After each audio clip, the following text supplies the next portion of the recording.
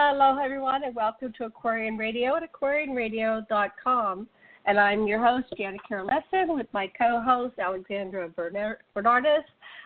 This name of the show is Create Paradise. And today our guests are Dr. Raja, the first hour, with an intermission at it's 9 p.m., but depending on your time zone, yeah, that's Eastern. Then we will come back with Ted Mahr. And Alexandra, are you there? Hi, everybody. Good evening. Hi. Yeah, our cue board is lighting up. And Alexandra, would you like to tell our listeners a little bit about Dr. Raja so they can know who this person is and what brings him to our show? Yeah, just a quick introduction. And right before we interview our guests, we like to do a short universal peace meditation, and this is just to get into that pure love frequency, and you can reach up above your head, touch your heart, breathe in, and then just touch your heart and allow yourself to receive. You can even say, I receive pure love.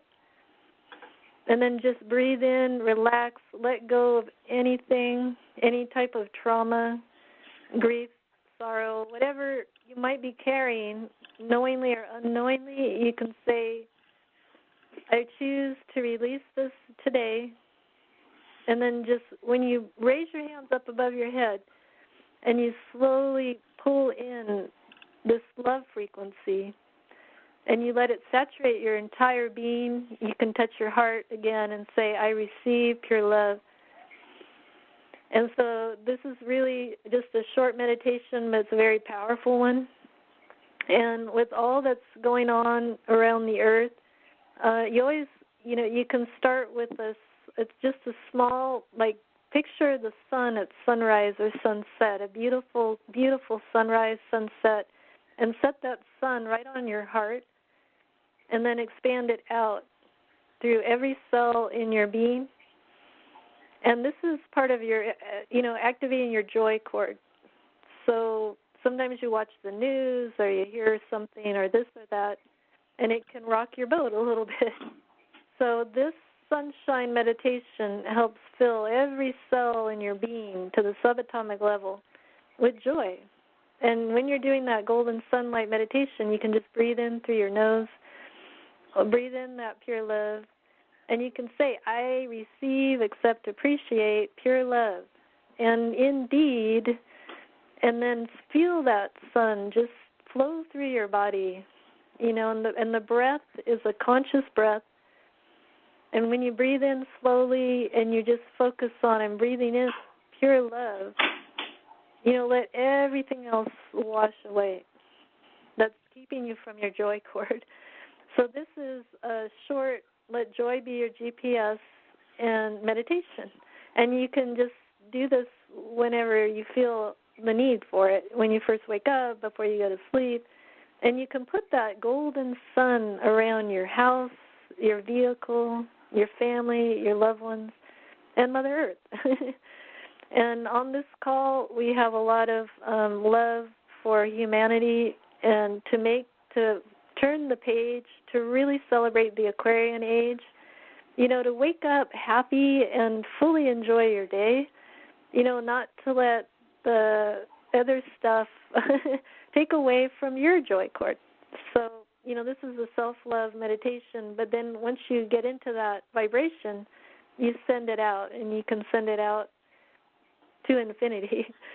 So we love to start our shows with, also positive I am affirmation. You can anchor in I am that I am that I am. And then you can say I'm healthy, wealthy, and wise, and I know it. And again, always breathe in that pure love. And I'm really grateful that we have Dr. Raja on our show today. We have Ted Mahr on our show, and a fun mystery guest coming on at our Fun Intermission. So, the true prosperity is all around us. When you feel a little down, step outside, take a look at the beauty of this earth and realize, wow, we really are on a paradise planet. We may have taken a few turns this way or that way, but ultimately we live on a beautiful planet. And so on this show, Create Paradise, we bring together peace emissaries, inventors of really amazing, smart technologies, everything coming from a heart chakra, heart center, to really see us make, I call it flipping the switch, to where love is the first and foremost reason for us, interacting with each other in a loving way, honoring each other as magnificent beings of love and light, and also this earth and our cosmos. So Dr. Raja has the magic. Would you like me to read Dr. Raja's bio? Because I have it in front of me. Okay. Raja brings in the magic and the celebration and fun activities like dolphin swims, and Janet's going to introduce his bio. Yeah. Take it away. I have some information on Dr. Raja and Ted Mahr and this show on aquarianradio.com. You can just go to aquarianradio.com to read along with us or read more. I'm only going to do part of this. Dr. Raja, his bio, he says, my mission has to do with the Pleiades. At Palenque in southern Chiapas, I received my instructions intuitively from the extraterrestrials in 1980 and was told that in the near future, the star ancestors are coming back, and some of them will be in human form. I learned that I was part of a sacred cosmic order, a Knight of the Solar Cross. These knights were born as humans with highly developed pineal body or gland, the third eye, which gave us astounding telepathic abilities. They examined everyone by this eye instead of by normal vision, which would only allow for reason and logic instead of truth. The Knights of the Solar Cross are wandering extraterrestrial beings whose task is to clean up backward worlds. With this amazing extraterrestrial experience at Palenque, I soon discovered that there are many people here on Earth who don't belong here. The Knights of the Solar Cross are the chimney sweeps of creation, and it is their specific job to go to the trash cans of the universe and give aid to their fellow beings on the backward worlds. I began naming my work Aquarian Perspectives, Interplanetary Mission, and gave it the symbol of a spacecraft with wings and a halo, something that all cultures can understand. Through this extraterrestrial experience, I was told to go back to America to write books and articles and spread the word about the mission and the extraterrestrials. This is my life, the truth of my being. I was guided to go from the Yucatan to a rainbow gathering at Mount Shasta in California in 1984. After the gathering, I took teachings and UFO films around the different societies to share the knowledge. I called on the Theosophical Society in Oakland, California, and there I met its president, Mahr, in 1984, who became my wife. Since then, we worked together for 27 years to share the message of the extraterrestrials that they are coming to help and bring peace to the planet. We traveled all over the world working with the grid lines. We worked in various scientific and technical ways to advance the consciousness of the human species. We work with the human energy system to upgrade DNA patterns using extraterrestrial energies and codons. Codon is a technical word for genetic manipulation and genetic coding based on advanced sacred geometric principles. This is done through the use of pure copper, pure gold, and crystal. The whole world is transforming, and the Aquarian mission is aligning with sacred places. People are receiving the extraterrestrial language through the grid lines that connect the sacred places, the frequencies. Every living and non-living thing in the existence of Earth was created by the extraterrestrial scientists who use sacred math for the work. So there's more on the site. I invite you to go look at it on aquarianradio.com. There's some lovely pictures of Dr. Raja, Alexandra, and Mahr, and who else? Some people at the Rainbow Gathering or something. So anything else before we bring on Dr. Raja, Alexandra? Hello? Okay, I'm going to bring on Dr. Raja. I don't hear you, Alexandra, but let's go ahead. Dr. Raja, I would like to start with a song today. We were talking, we had a short discussion that in a true golden age, you walk as if you dance and talk as if you sing. So he just burst into song. So if you'd like to share a little song. We welcome that. Take it away. All right, indeed. And greetings, beloved masters, one and all. First, I'd like to know, are we better off using the speaker button, which is more convenient for us, or is the voice better modulated if the speaker button is off? Could you answer that little technical question for me, please? Okay. When I can mute from my end, so when you're not talking, I will mute you. How's that? Because it's quicker for me to unmute.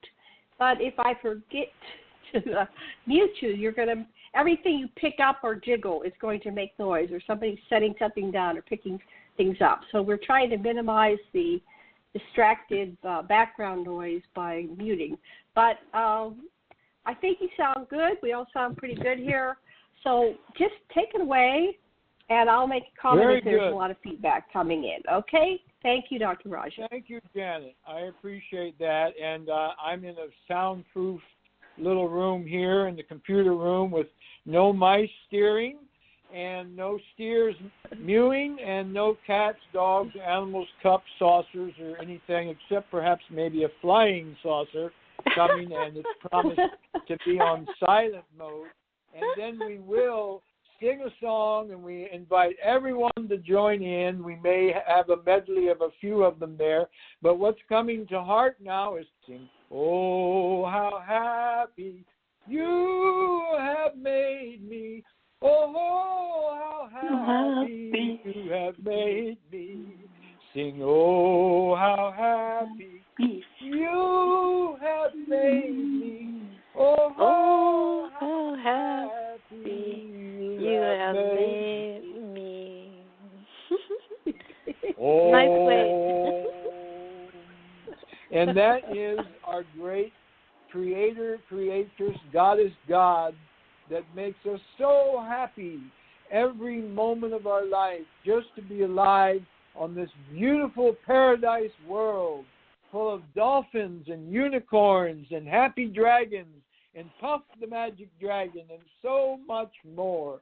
And I always like to begin all of our sessions with a little meditation to invoke and bring in the great ascended masters of light and joy who help us so much, especially who we call the Hierophant of the age of Aquarius, the beloved Lecomte de Saint-Germain, and his glorious violet flame that he has given to the planet Earth to take away all sin and sorrow and suffering and misgivings and errors and bring in joy and beauty and abundance for the new age of Aquarius. We also welcome our beloved Jesus Sananda, the beloved Maitreya, and our beloved Athena, Ashtar, and dear white buffalo calf woman.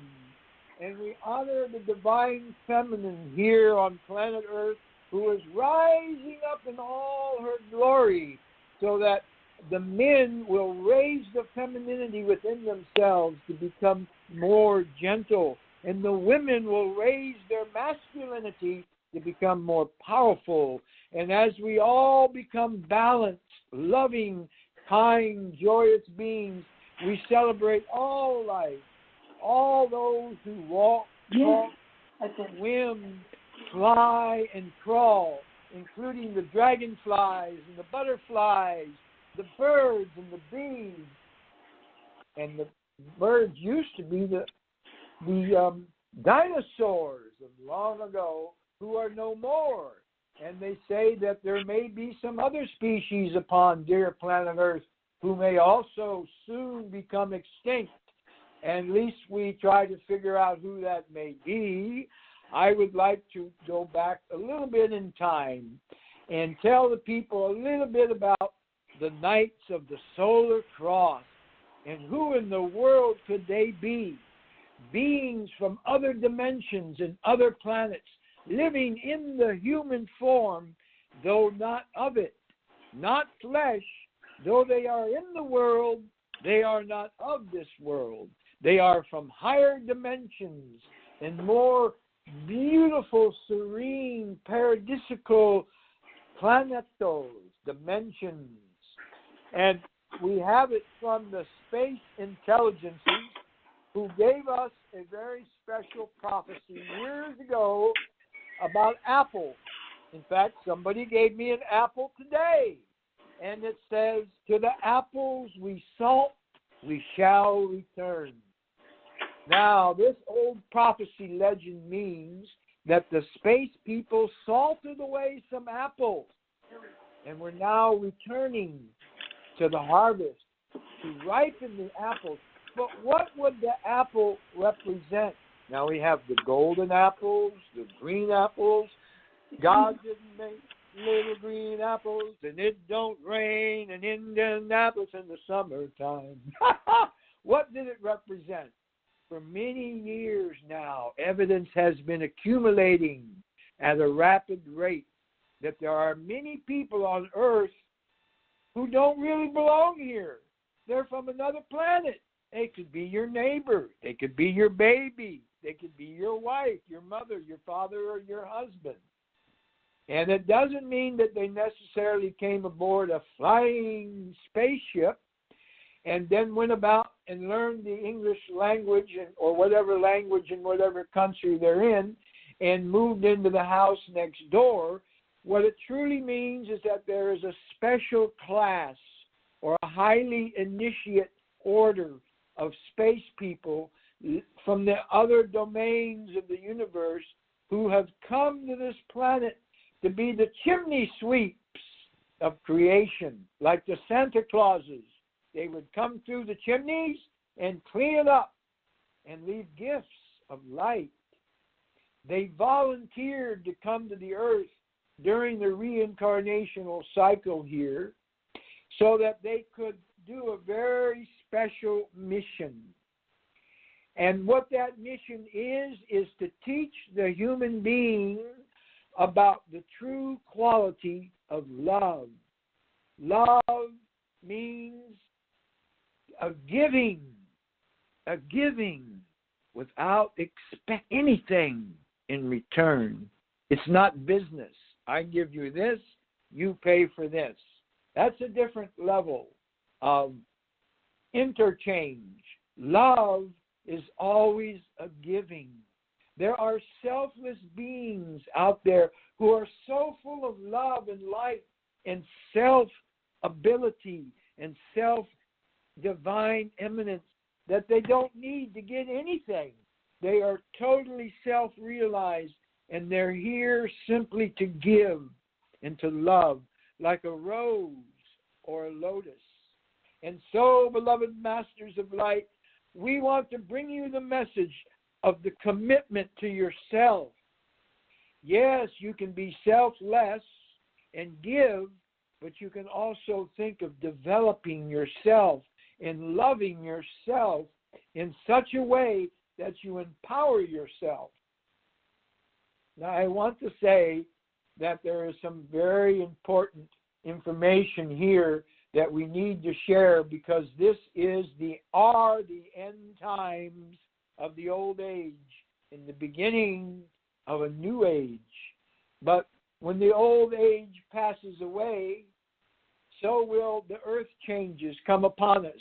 And we may wake up one day and say, my God, how many hurricanes are we going to have in 1 week? My God, how many fires are we going to have? My God, how many earthquakes and volcanoes? My goddess God, we pray to the mighty goddess God of the universe to bring blessing and compassion and comfort all of us as we go through these mighty earth changes. And have no fear. Know that not a hair on your head will be harmed if you are meant to go through the dimensional shift and help dear planet Earth, Turtle Island, Saros to go through the next dimension. For instance, in the lessons of Gnana Yoga by Yogi Ramatapara, who was a starseed, he said that there are in the world today individual souls which have reached certain stages of rishihood on other planets who have volunteered their life form to come back to the earth to raise the human out, to lift them up. Jesus, and also Lord Gautama Buddha, who said, not only have I come to help the human, but also the little puppies, the little dolphins, and the unicorns, and all the beings. We're all equal. That is the motto of the age of the Aquarius, is the divine feminine will raise up to become equal with the masculine, and the little children and the little animals will lead us, and we will all love one another. There will be a time when there will be no more war, no more boasting of war and how great and powerful we are to destroy the other, no matter what. We are the powerful one. No, that will all pass away, and we will speak about peace. We will speak about love and joy and happiness. For this is the information that these adepts, these leaders and reformers of other worlds have when they come to the earth, known as the knights and the knightesses of the solar cross, meaning they bring a balanced way, an equal cross in the circle, bringing the energies of the sun and the moon, the masculine and the feminine, to help us. And we're I was so happy when this revelation came to me back in 1980. I had about as much as I could take of a McDonald's on every corner, next to an Exxon on every corner, filling the gas tank up, running and paying the bank and the bills and the drug bills at the pharmacy, and everything was a bill, everything was pumping oil, everything was hamburgers and cheeseburgers. I became cheeseburger in paradise as a vegetarian. I became a vegetarian, gave away everything that I had. I was running a successful healing clinic, and I went south to the jungles of the Yucatan and went up into the pyramids of Pakal Bhutan and worked with the Mayans and the simple native folk there, and was blessed to come to the realization that I was one of these space people. I had space people come to me in my third eye and awaken me and told me that I was to now go back to America and teach the new way as an awakened star being. And I thought, oh my God, they're going to put me in a mental institution, first and foremost. And they tried, but of course, as a physician, I was able to not go to the mental institution. In fact, I had gotten a lot of people out of the mental institution that they were trying to keep in there, because they also told about how they were channeling beings from other planets and other dimensions. And so this is the time to be brave and to wake up, masters of light. Indeed, do not underestimate yourselves. Do not say that something is not true just because you alone thought it.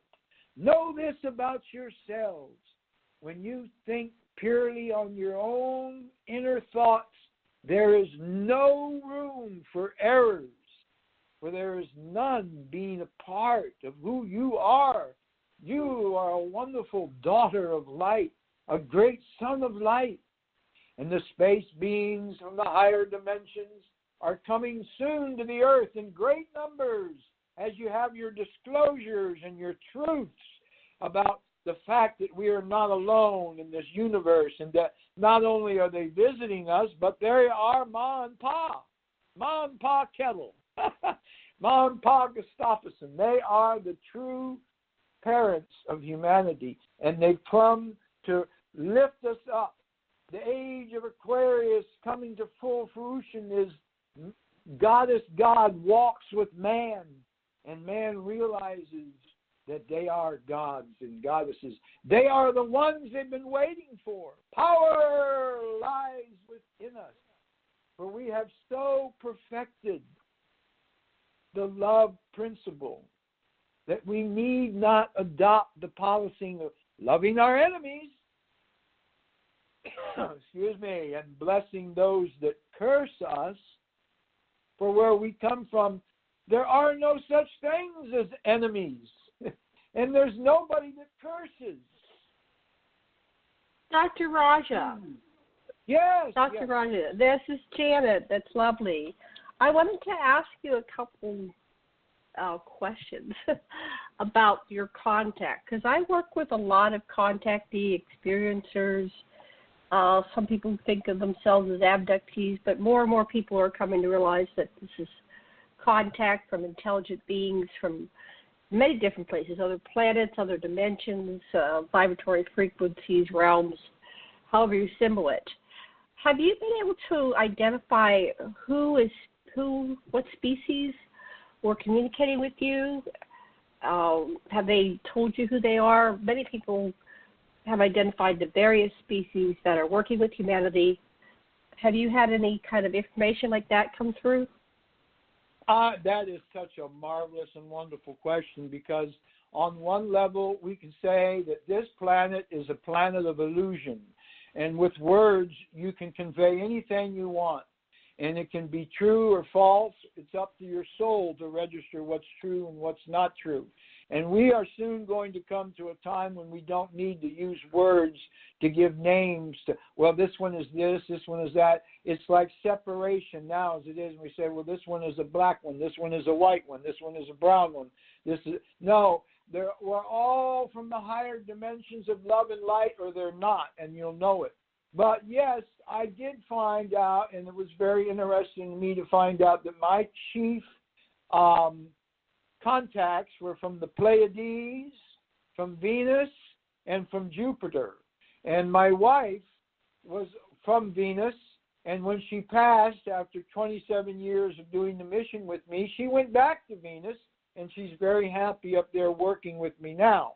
But one of the informations that I got is that we don't need to put labels on where they came from, what color is their spaceship, what size is it, these are all scientific facts and figures and data which we don't really need in a true feeling dimension of love and light.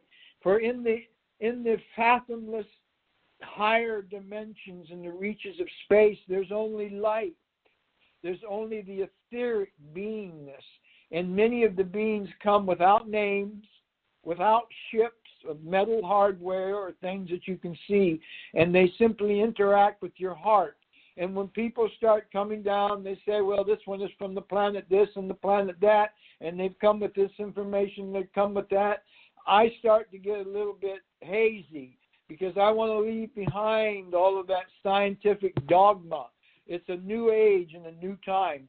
But I do realize that I'm not the only one down here, and we're reaching out to an entire frequency of human people, and everybody is free to be as they are and to believe as they wish and to make contact with whoever they want. The thing that I really think is important is that we learn to trust in all things and to be innocent, childlike, and be open to receiving the blessing and to have no fear, and we cannot be harmed by wrongful or negative entities like the so-called grays and the reptilians. Even a lot of those in the past, it's a new story for them. It's a new day. They're all evolving. They're all upgrading, and it's time to celebrate peace on Earth. Right, and I find with a lot of the people that we interview that these they're changing. Everybody's changing, and that it's really wrong to just label an entire species as good or bad. We're actually very complicated on all levels, and living on Earth is complicated because of this constant influx of negative energy from the press and the media and all that stuff. And so my question to you, Dr. Raja, because you have wonderful information, you have access to these higher levels of awareness, is what was the purpose of creating this paradigm with this extreme polarity in the first place? I know a lot of people say, well, it's here to learn, but that seems like an oversimplistic answer for something as complex as this matrix or whatever we're living in, this grid. Do you have any reflections on what is the meaning of it all? Why do we create this complex system of light and dark, good and bad, evil? And 3 letters. fun, F-U-N. Right. Believe it or not, so we can all get to 3 more letters, joy, J-O-Y, to overcome the lower polarities and to reach up into living moment by moment, no matter what's going out, with an attitude of fun and joy. Oh, how happy. Yes, but I will tell you right. Planet Apparently Earth that was apparently. Let me just add this. Apparently, it's very complex. People that are in this constant bliss state, that wasn't enough. It's, for the entire continuum of existence, there seemed to be a need or something to experience something else, because sitting up there on your playing your harp and singing songs all the time didn't seem to be enough to diversify creation. So there were other things, otherwise it wouldn't exist. We would just still be, I totally identify and have access, my highest level of existence, my part of myself that resides right next to source and is only slightly subpar similar to have experience. So I'm connected to the entire continuum of my personal self, as anyone can do. I'm nothing special. Everyone can do it. But as individuals and as a whole complex system, from third dimensional physicality all the way up to oneness and source and Om, that apparently wasn't enough to really, juice people up to diversify creation. Otherwise, we would be sitting there going Om all day. So that's what I was. There is divine perfection in everything, including the darkest dark, because it exists and it's all of source. So that's what I was reflecting on. Yes, that we're to love everyone wherever they're at, even the dark, so-called dark, because of the fact that life is more like a string than it is this or that, and the string is one piece. When you totally unravel the string like a cat does, playing with the ball of string, and if somebody was to stretch it from corner to corner, it's the same string from one end to the other. And if you hold it upside down, people say, oh, that's the lower part of the string. And people say, oh, look up there, that's the higher. I want to be up there at the higher part. But if they were to move it down again, it's the same string going back and forth. And on the polarity, it's more like we can use our interdimensional mind frequency to get into data and figuring things out and analysis, which is very handy in many ways. It's a difference between the Atlantean energy and the Lemurian energy, where you're living totally with nature, totally with the flowers and the trees, where in the others you're inside an air-conditioned building with an air-conditioning cooler and water and all of those things. And then there's another polarity which is very important, and I have studied a bit what you and your husband are putting out and your contacts, and of course you're one of the top 1% elite, if you might say, of the minds of people who really know what's going on in the world. And that's why you have this gift of the radio show, to bring out all this information from the people who are in these fields, and I respect what you're doing. Now, my idea, you're very welcome. I believe that polarity comes down to what we also call the bird tribes and the warrior tribes. The warrior tribes are the power mongers that do not necessarily owe allegiance to any nation on earth, but to a nation of the negative frequency, which does exist out there on other planets. And they have a pretended identification with the nation and their people, and they're the ones leading our governments and our countries, and they have a pretense of concern for what is ethical and good. They conceal what I would call a psychotic lack of consideration for human or animal suffering, and a facade of righteousness that must be maintained in order to keep control over the humans that they rule. And some of the countries I'm talking about that are ruled like with an iron hand, and the people are not free. They have to wear the same clothes, have the same haircut, go to the same schools or the same churches, or be looked upon as something wrong or out of this world. They're completely unconscious themselves of the hypocrisy of their speeches. And if they identify with any group, it may be their own immediate family, but even that is questionable. Their loyalty is to whom they believe will support and further their own accumulation of material power. And their agenda is total dictatorial control. They're never wrong because they are mortally afraid and believe that this is their only safety. Their fervor in control has increased the rest of the people in a frenzy for many centuries. Even when they came here as us and took over Turtle Island from the Native Americans and used the beautiful Native Americans' confederacy of a tribal nation living together as equals, they didn't. They stole it. They subjected the natives, and they said, we are a more superior and intelligent race than you are. You're going to be subjugated to this, and we're going to rule the planet. And then they also enslaved other cultures and races and said, you are a lower race, and we are a higher one, and we're going to put you down here, and we're going to rule it. But in the age of Aquarius, that crap don't walk because we are being free with the truth of the higher dimensions, the higher frequencies, and people will not be controlled anymore. They will reach out, they will march out, they will walk. And in this beautiful land of the United States of America, which has fallen mostly to its original ideas that it got from the Native Americans and from the Knights of the Solar Cross of other higher dimensions, is still got enough freedom left in it where it will be the salvation of the planet, because it's a melting pot of all the cultures to come together to create a new earth from this nation.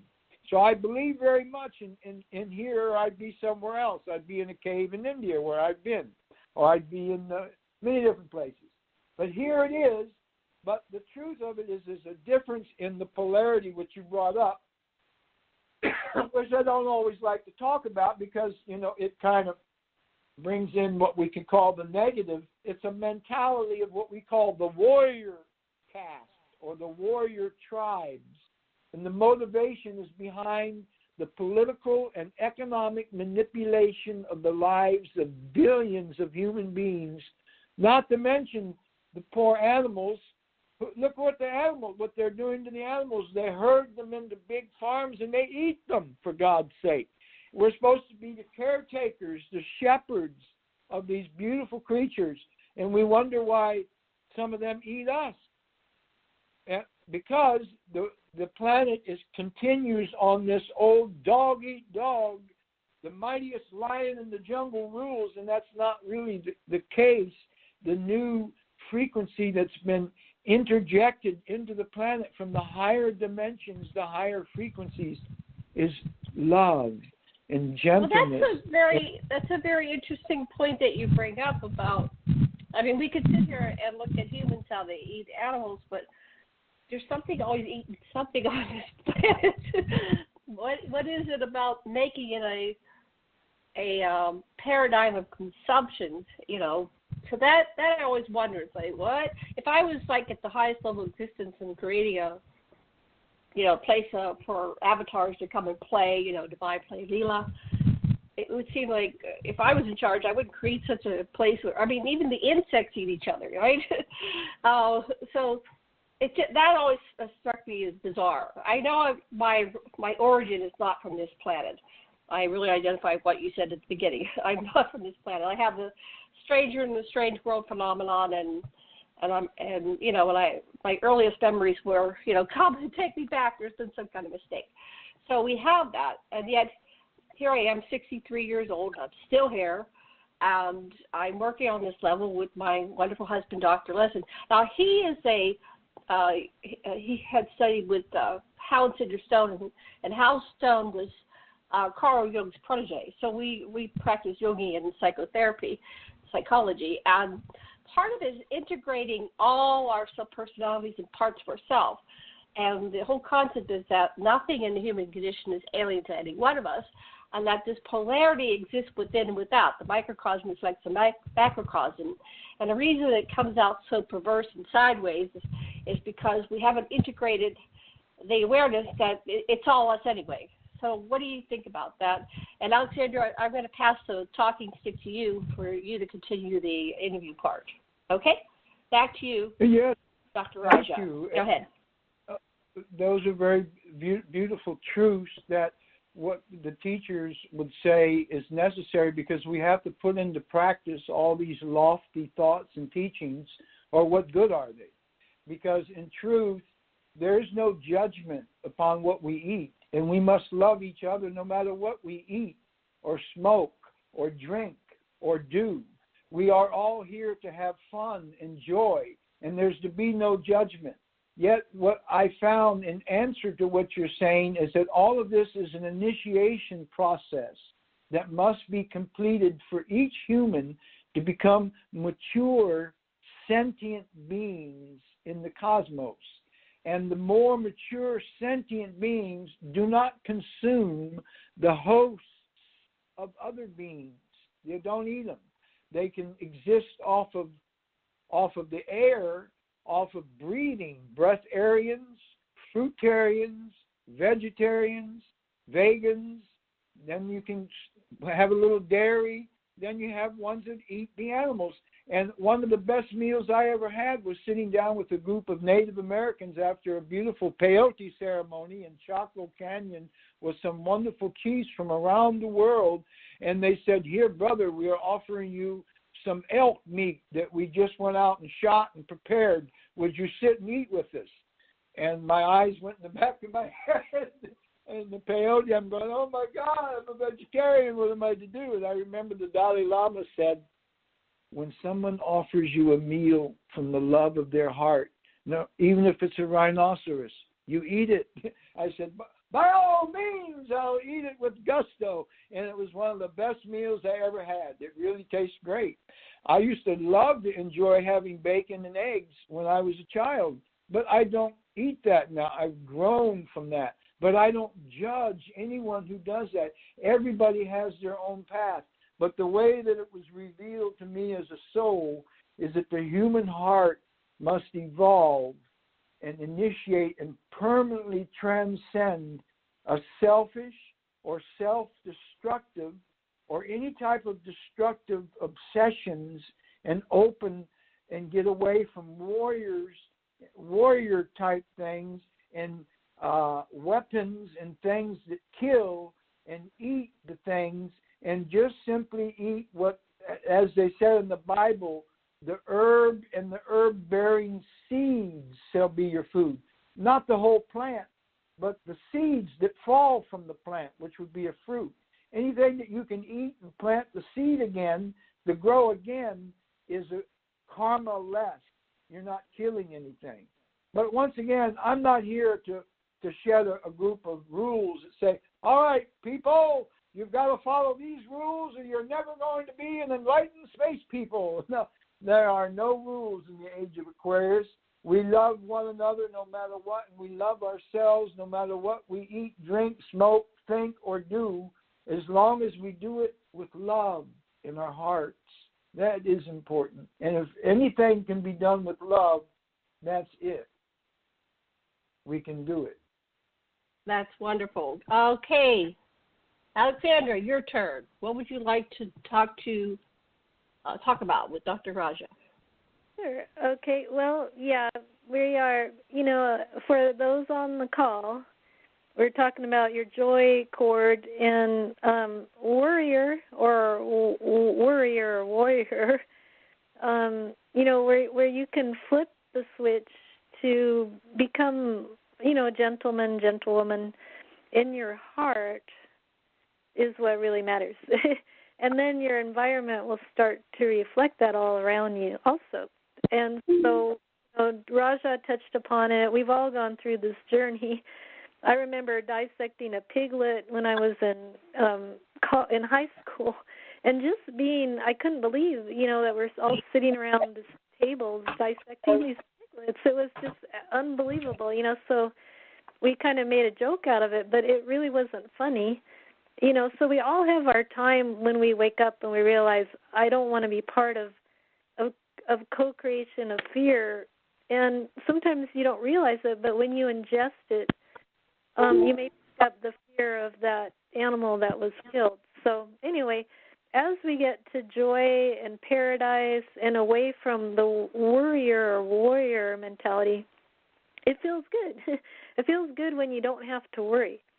And there's certain things, when like Raja talked about, there are, and hopefully some on the call, and I know you are, Janet and Dr. Lesson and Raja, we are, in essence, untouchables in that when you realize, we know we're immortal, we know we came here from a different, that life is, we are immortal, eternal beings, and we're right now on the surface of this earth because we're anchoring in the age of Aquarian celebration, the cosmic renaissance. Each of the shows for Create Paradise is really indeed, not just in theory, how we prayed for peace. Now we're actually witnessing all around the world countries literally coming to the table because they really do want to see peace on this earth.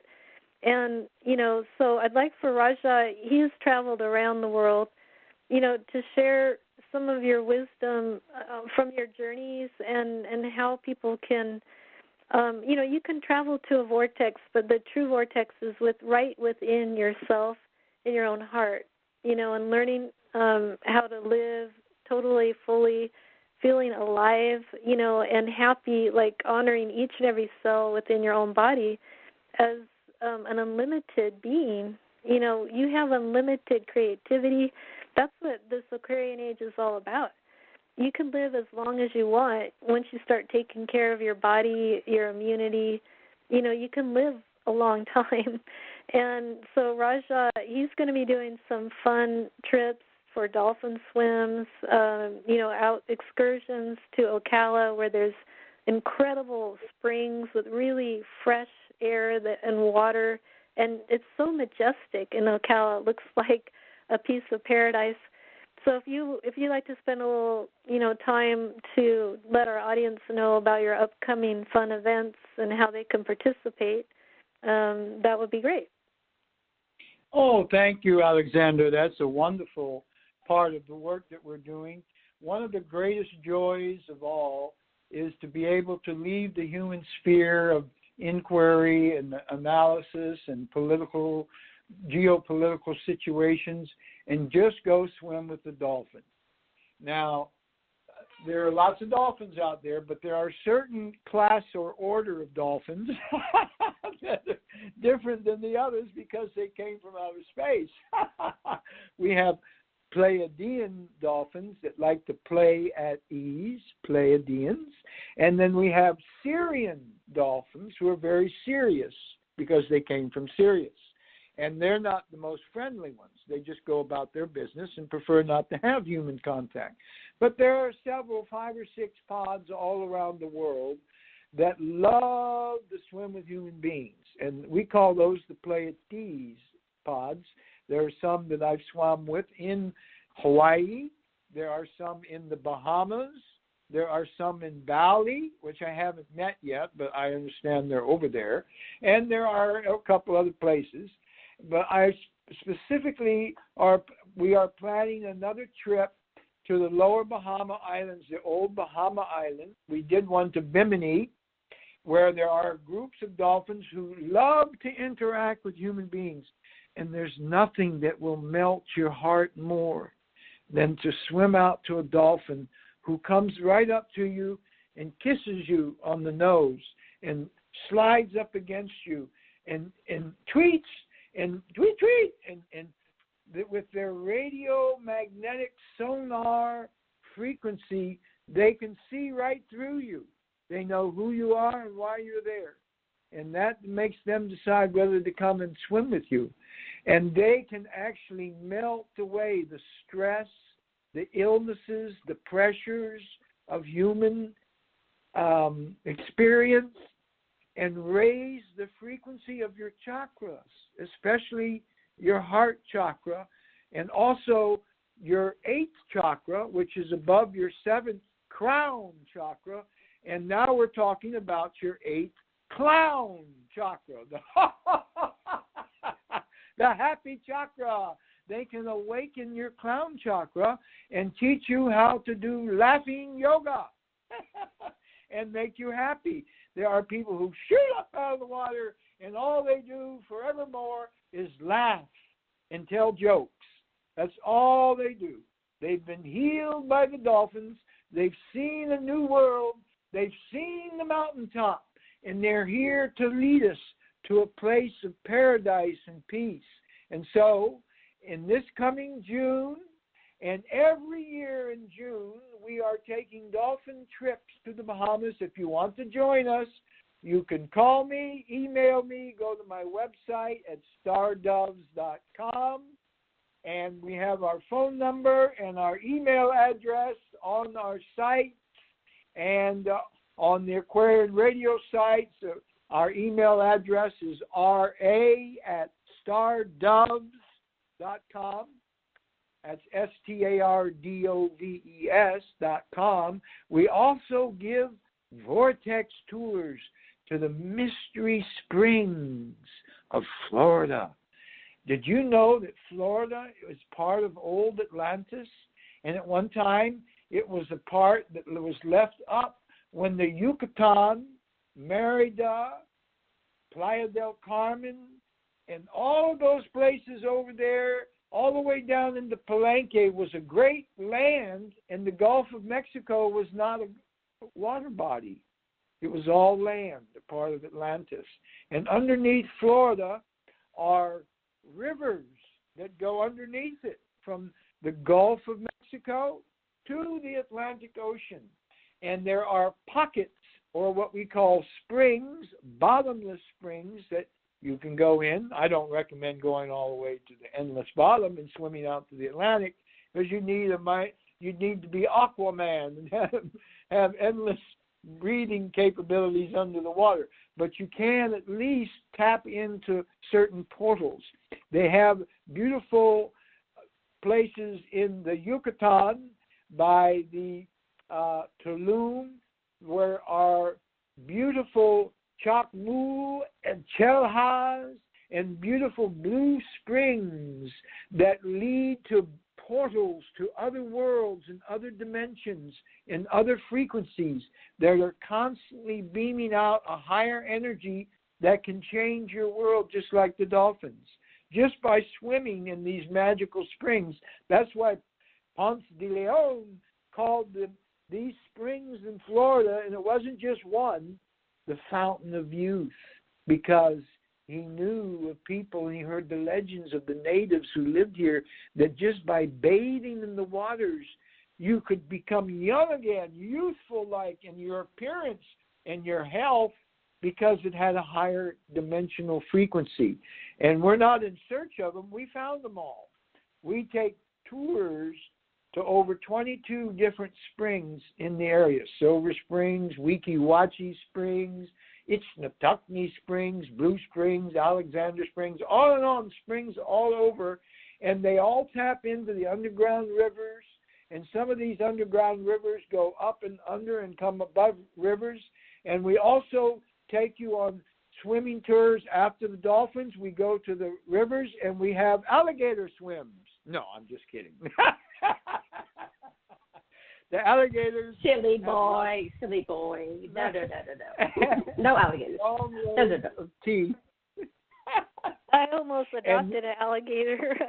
I came across a baby alligator that was an orphan. I thought about adopting it.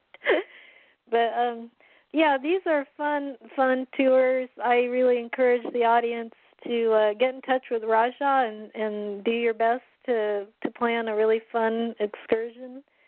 And, when you meditate, you can also place your heart chakra on spiritual vortexes.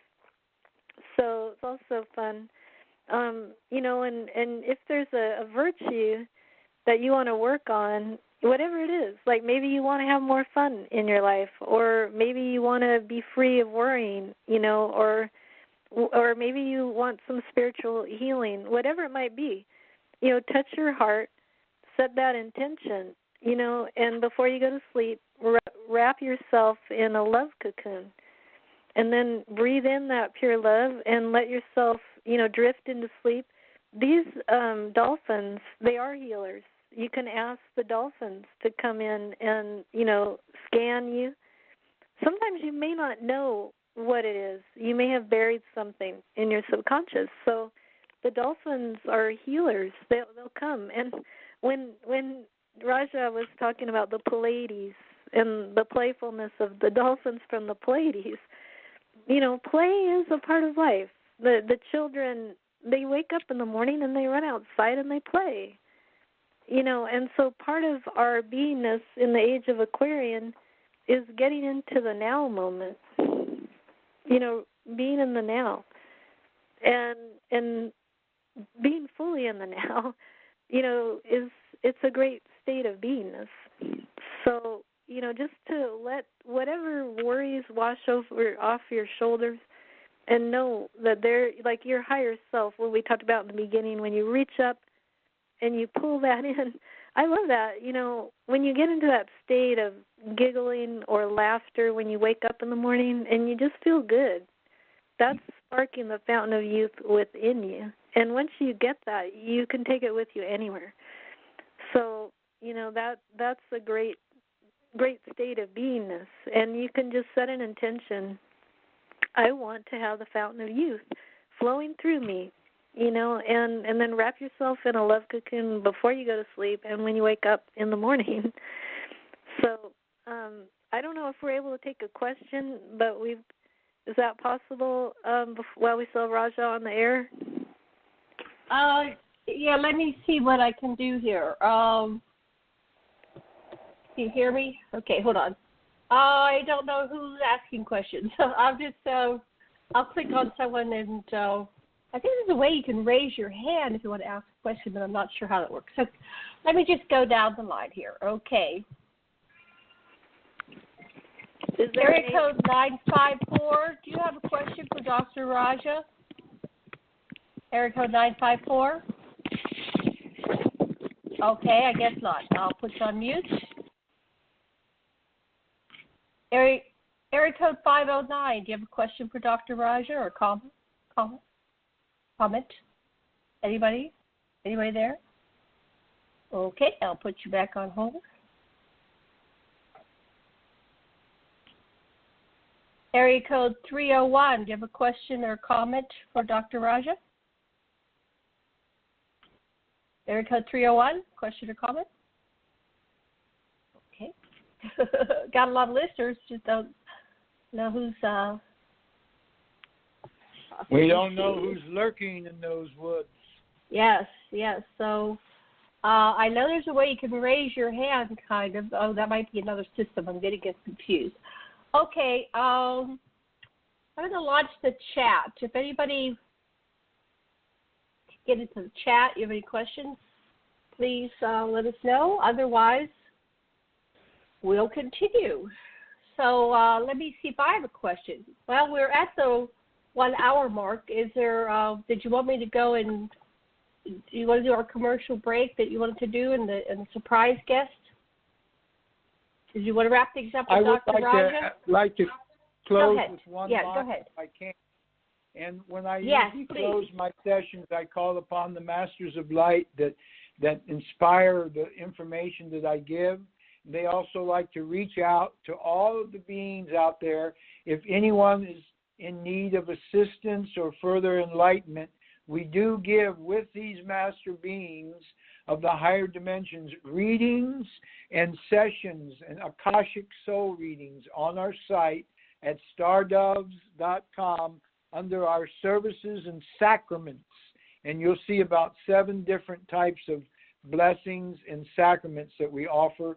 We also have books there called Whisperings of the Doves, our latest book about our travels around the planet and our work with all the different frequencies and tribes of Mother Earth and how they each reacted to our bringing the information of the light beings to them. And we have another book called The Himalayan Star Conclaves, when we were in the Himalayas of Tibet, in India, and Nepal for 1 year, recording the information in that book. And we thank all of you very much. We thank the radio, the hosts, and the listeners.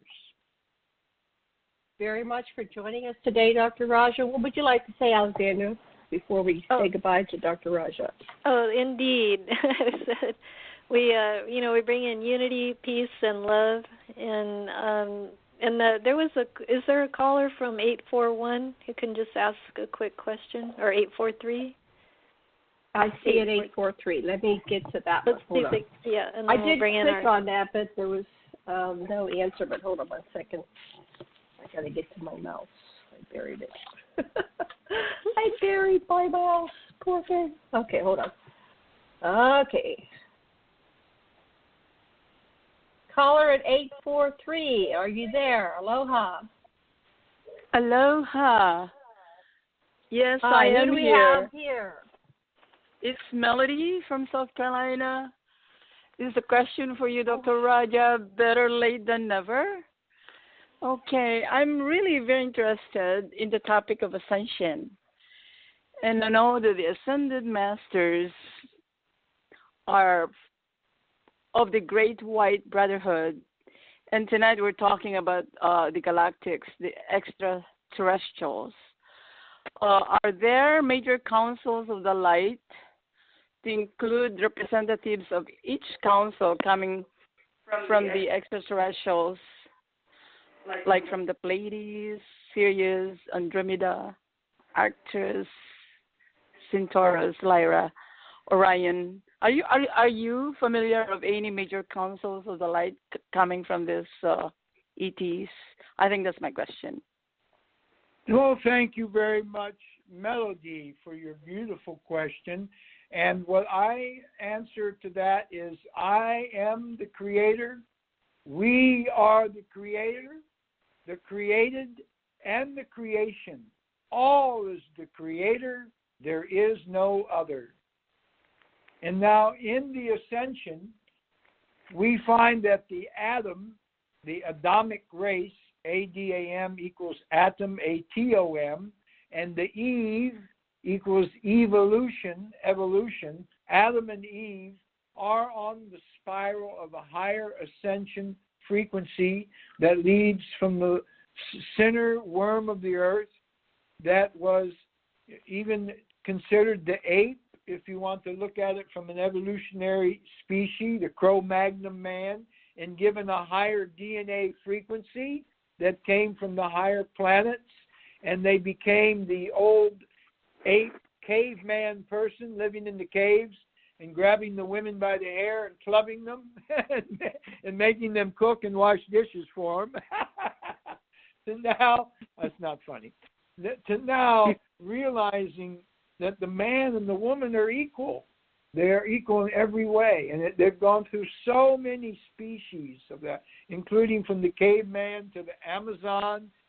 How many of you saw that wonderful movie, Wonder Woman, which is so empowering for the woman, showing how strong and powerful the woman is in this day and age. And so, yes, the ascension teaches us to work with higher frequencies of the light and the dimensions of the ascension, the ascended masters. That's why they call them the ascended masters, because they come from a higher dimension, a higher frequency. They come from out of the light, from the infinite expansion of light dimensions, and they bring codons or frequency, violet rays, emerald ray, ruby ray, the golden ray. And we can bask in all those rays in our meditation. If we do it in a repetitious way, that brings us to a higher spiral of evolution. And there's a graduation of consciousness over and over throughout eons of time within the entire galaxy. There is nothing that is going to prepare us for the grandness of the entire consciousness shift that is upon us at this time. A lower consciousness carries childlike attitudes, childlike traditions and beliefs into a new, higher common sense, spiritual logic, and a grander spiritual awakening on our planet that is happening right now in this sacred time. I am a spark of the infinite. I am not flesh and bones. I am the light. Paramahansa Yogananda. Thank you. Thank you. Thank you. Thank you. That was great. All right. Alexandra, you're the primary host on this show. Where do you want to go next? What would you like to happen? Okay, what would you like to make happen? Glad we were able to have a call in. Thank you for that call. And I'm grateful. We do a fun intermission. And one of the keys to this tapping into your joy cord is gratitude. So I do want to send a wave of gratitude to Janet in Aloha in Hawaii. We're connecting Hawaii, the mainland of the United States, Dr. Raja in Florida, and our friend Ted, who will be bringing in his journey to Peru. So we really are connecting hearts across the land. And our cosmic friends, who we all love dearly. So just a wave of gratitude, and I believe we might have a mystery guest. So Janet, do we have a mystery guest for our fun intermission? I believe at 3:01. Calling in from 3:01 is the area code. I think I saw a 301 earlier, but when I clicked on it, they didn't answer, but let me try it now. 1 second. Okay, 1 second. I'm trapped here. Okay, here we go. I did have contact from Carl. Hi. Hey. Hi, Hey, Alexandra. Hi, I'm right here. Welcome. Take it away. Thank you so much for giving me this opportunity. Oh, sure. We welcome your presence. And now we are connecting hearts with Washington, D.C., Virginia area. And if you would kindly introduce yourself, this is our fun intermission on Create Paradise. And I believe you're going to share a fun food fact or food trivia with the audience. Yeah, sure. So, can I start? Oh, sure. We also like it if you'd share the meaning of your name and how to correctly pronounce your name, because it has a beautiful spiritual message. Wonderful. Why not? Okay. Hi, everyone. This is Munira Ali. My name is Munira with the Munira, and it is a word, an Arabic word, which means the light of the moon. So with my name only, I'm truly, truly attached with the nature and everything. So let me get back to my name and what I am and what I'm doing in this area. So I am a plant-based certified chef, who is associated with PCRM. And I live in Washington, D.C. metro area, serving communities in Maryland, Virginia, and D.C. My journey have started just for working voluntary for PCRM, doing a lot of cooking videos for Kickstart India program. And I've been associated with VSDC, with Vegetarian Society of D.C., and doing a lot of volunteer services for giving the cooking demo.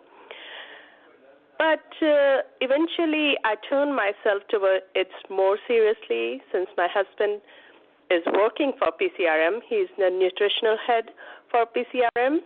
And my goal is to show how important it is to eat healthy using spices, flavors, all from plants. My recipes are plant-based and zero cholesterol, and they are SOS-free. So in a series of cooking demos, my next demo will be on Saturday, October 28th at St. John's Episcopal Church in Arlington, Virginia. I welcome you all. Please do come. You can find all the information about my class at my Facebook page, which is Healthy Eating Forever. Again, Healthy Eating Forever. It's very simple, and you will find it right on the Facebook page. And I also offer nutritional counseling for reducing the weight, for dealing with diabetes, how you can change your diet, how you can, through the nutrition, you can even reverse your condition. So this is really, I'm like a certified plant-based chef, and it is for food for life. It is truly, food is related with our life, how we will lead our life. So we should have that in our, every time we eat anything, we should think what we are giving to our body. So I also make, along with these cooking classes and other voluntary services, these are not, these cooking demos I'm giving with a fee. You can find all the information again on my Facebook page.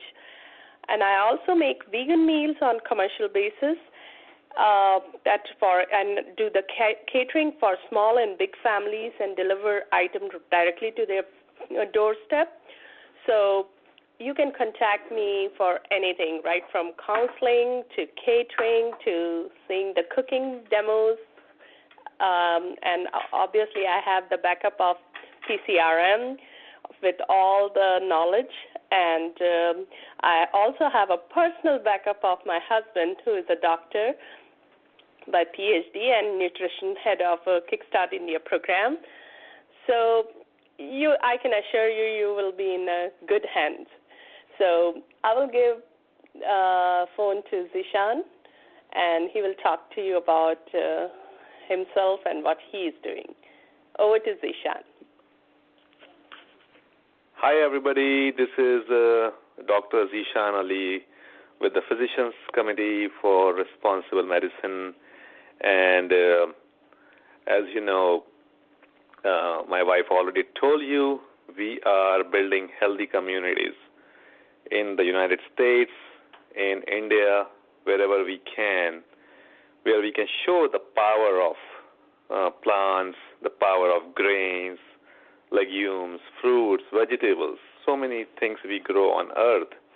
And if we watch the food, what we are eating, we can really turn around the chronic diseases.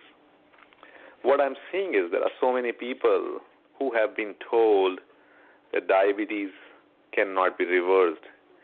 And what I know and what I have seen from the clinical research, change the diet for 21 days, see the results on your own, and I can assure you your cholesterol drops down, your A1C gets better controlled, sugar level gets controlled, and even the arteries which have been clogged for ages, they open up, and we are seeing real good results. My upcoming project is I'm going to India in the next, after 10 days from now, November 1st. We are doing a film screening in India, Forks Over Knives.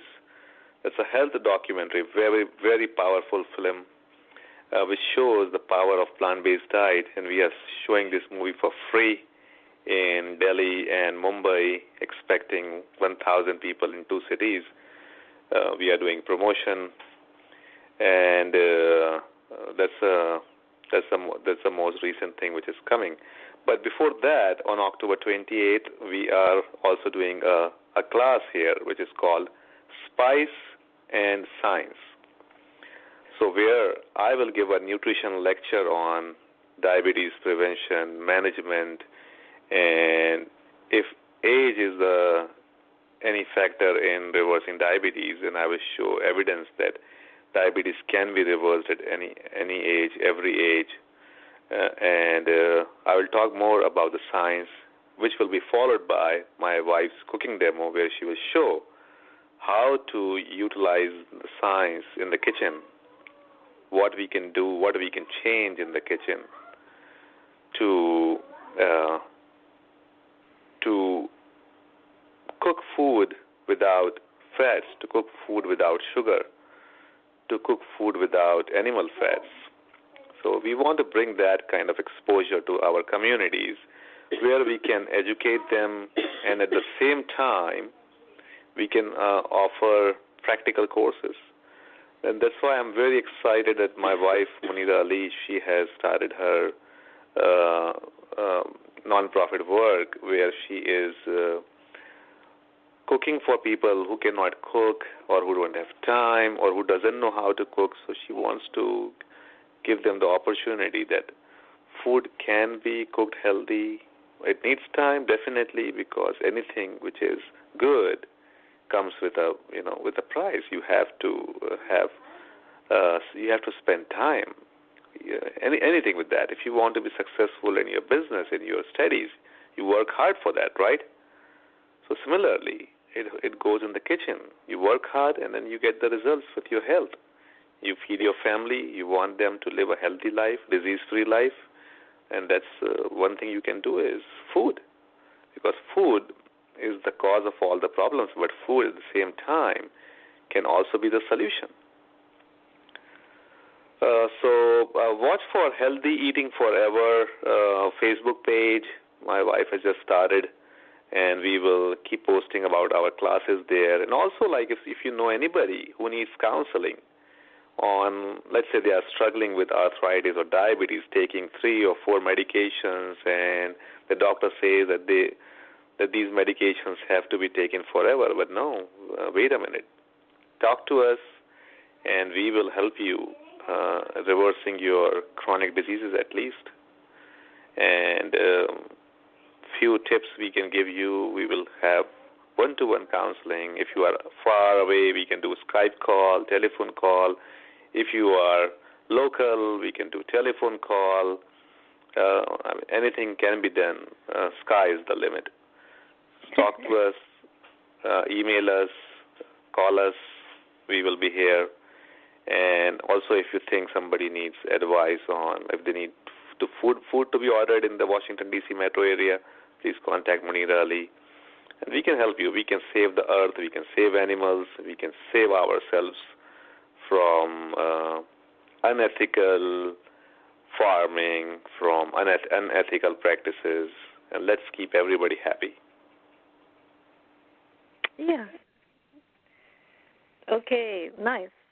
That's wonderful. Thanks. Go ahead, Alexandra. Oh, well, yeah, thank you. And, I know we look at the children of all species. I don't know if you heard, or Dr. Raja was inviting friends, family, and guests to come out and enjoy a dolphin swim.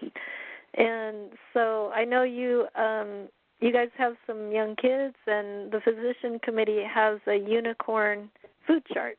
So you were just talking about keeping the fun alive, and so there's great ways and tools, and whatever your dream is, I just want to encourage the listeners, write out your dreams, make a vision board, and then find good mentors, find good support teams.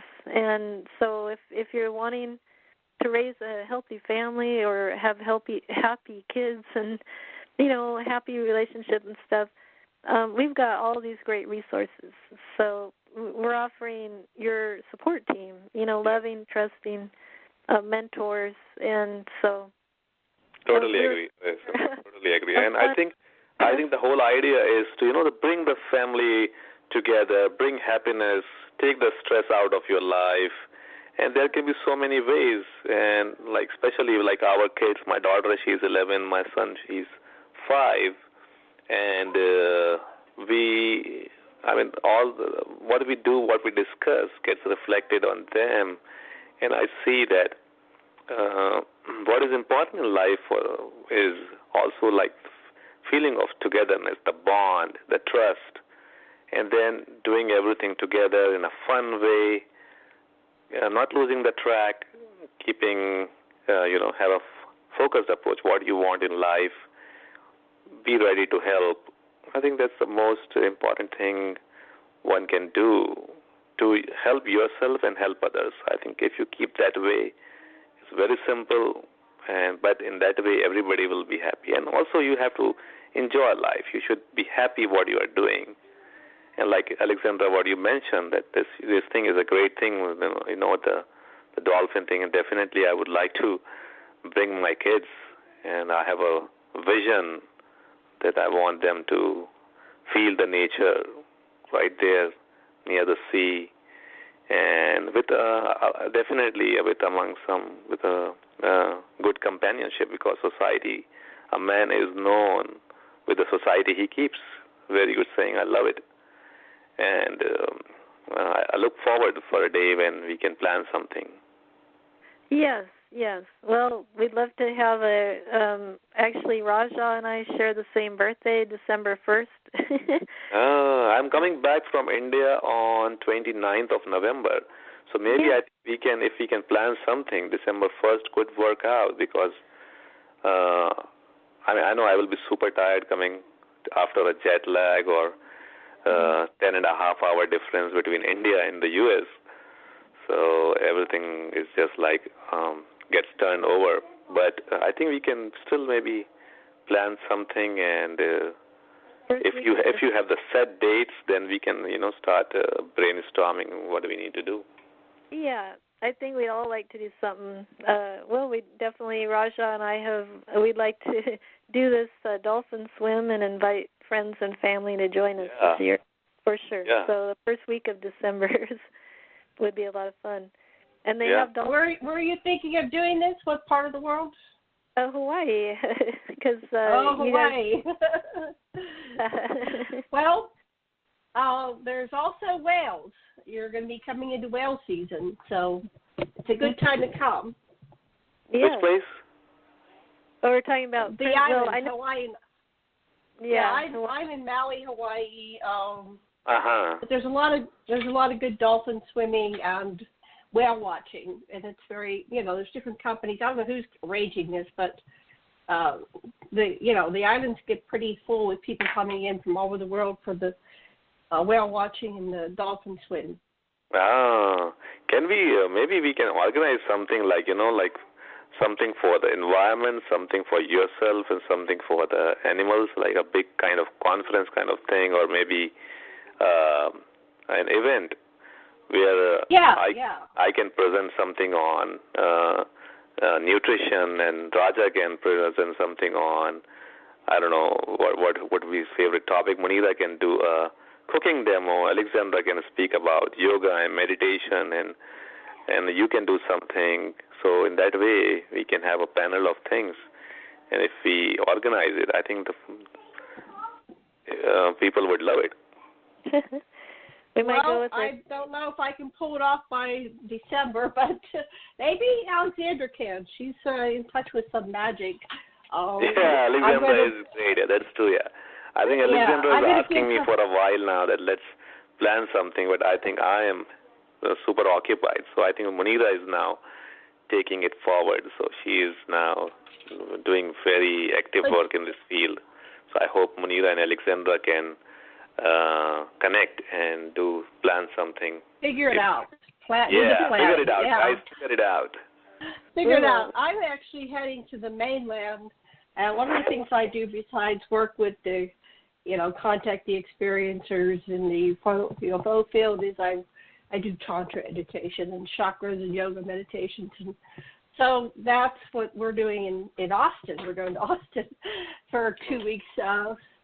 So anyway, it's fun. We all have our pieces of the puzzle and the things that we contribute, and I'm delighted that Alexandra is motivated to get this going, and I'm going to, let her do as much as she can, and we'll just advertise it here on Aquarian Radio and see what we can co-create and build together. About the best we can do, right? And by the way, Expedia has half-off fares, so you might want to take a look, and we'll really get this connected so we can actually get everybody squared away to come out and go for a fun swim and enjoy the beauty and magic of the islands of Hawaii. And, we might be able to do a Create Paradise event, which would be pretty awesome. Great, Alexandra. I like that. Yeah. Yeah. So So do we? Is Ted on the line so we can? We have. Let me go see if he's here. Hold on, okay. I'm walking back across the room. Let's see if he has joined us. Otherwise, I will call him. Alexandra, in the meantime, can we see if anybody has any questions for Munira or me? Okay, I'll click on and see who has questions. Area code 831. 831, do you have a question? Hello? Okay. Area code 509. Area code 509, do you have a question? That's me. I've been waiting. This is Ted. I've been waiting an hour and a half to come on. Oh, hello, Ted. Okay. Yeah, well, you asked me to call, and so I've been waiting an hour and a half to come on. So anyway, all right. Oh, I'm sorry. I clicked on. Okay, whatever. Go ahead, Alexandra. Just take it away. Okay. Ted, I'm so glad I was trying to get a hold of you before this show. Ted went to Peru and on a journey of well-being to enjoy the pristine beauty of Peru and the sacred sites. And Ted is a wonderful radio host, bringing together the Federation of Light and also Galactic Beings of Light on his show Out of This World Radio. So we're connecting hearts across the land and sending love and light, to those areas that could use a little extra TLC. So we'd love for you to share your journey with us and inspirations and your vision for Nova Earth. And then if you have any questions for Dr. Ali, if you had any questions on nutrition, that he'd be happy to answer. Well, thank you so much for letting me come on today. Your wonderful show today. I'll tell you a story. I got in at 2:00 in the morning this morning from Peru via Mexico City and Vancouver, Canada. And frankly, I had such a good time that within a couple of hours after I woke up, I checked the airfares again, and I bought another round-trip ticket to Peru again, this time for end of January into February, because it was such an amazing experience I had. Also, they're having a seat sale now that you can go for as little as $360 round trip from Victoria, Vancouver, Seattle area, all the way down to Lima, Peru, on some good airlines with direct connections. And I decided to take a group down there. I've told a couple of friends about it this afternoon. I'm already getting people signed up. But on my trip, it was such an amazing experience. I went to Machu Picchu, and I'm a psychic, and so I've been in touch with the other side for the past 23, 24 years. And an ancient Inca spirit, Indian spirit, came to me, and he's with me now, and he's been guiding me. And while I was up there at Machu Picchu, I ran across it's a series of 16 sacred water springs, which were used by the ancient Incas back several thousand years ago to do their prayers. And they came to me, and so I did prayers with them up there. And while I was doing it, I had these Inca spirits come to me. Then entities from the Pleiades came in with me, and they're with me here tonight, actually, help me do my prayers and my work. And I ended up going from Machu Picchu over to the Nazca lines. I don't know if you're familiar with the Nazca lines or not, but there are a series of geometric formations that you can see from several thousand feet up, and you can see them also. If you get just a little bit above the ground, you can look down and see all these really fascinating drawings of like monkeys. There's an astronaut, there's a hummingbird, there's a condor, all these geometrical shapes. And while I was there, I also linked up with 3 different shamans from the Andes. And they mentioned to me a Hopi Indian prophecy, which said that when the condor and the eagle link together, there will be world peace. And the eagle refers to the United States. The condor refers to South America. And so they've invited me back and they want me to spread the message of their message up here in North America, and to bring people down from North America down into South America. There is so much we don't know about South America and the incredible history they've got there. From the Nazca lines, I visited. Well, there's a couple things that happened. I went to a museum in a place called Paracas. Paracas is a beautiful resort town right on the Pacific. It's about 4 hours by bus from Lima, the capital of Peru. And in this museum, Alexandra, I'll ask you, guess what they had in this museum? I'm going to guess crystals? No. I know you probably don't guess on who go on and on about whether there's extraterrestrial life beyond this planet, and about having proof. Well, in this museum, we don't. No, that's what most of my shows are about. Yes, please talk about the ETs. That's my Kuliana. Yeah. Okay, go ahead. Right. Well, in this museum, it's a very small museum, and it's amazing, really. I've heard of it up here in Seattle, and I went into this museum. It's a very small museum. Not even most locals know about it there. So you step into this museum, and you're greeted by dozens and dozens of extraterrestrial skulls, and also hybrid ET and human skulls as well. And you can tell they're ET skulls because, for example, one of them was a skull of a gray with these huge openings for big eyes.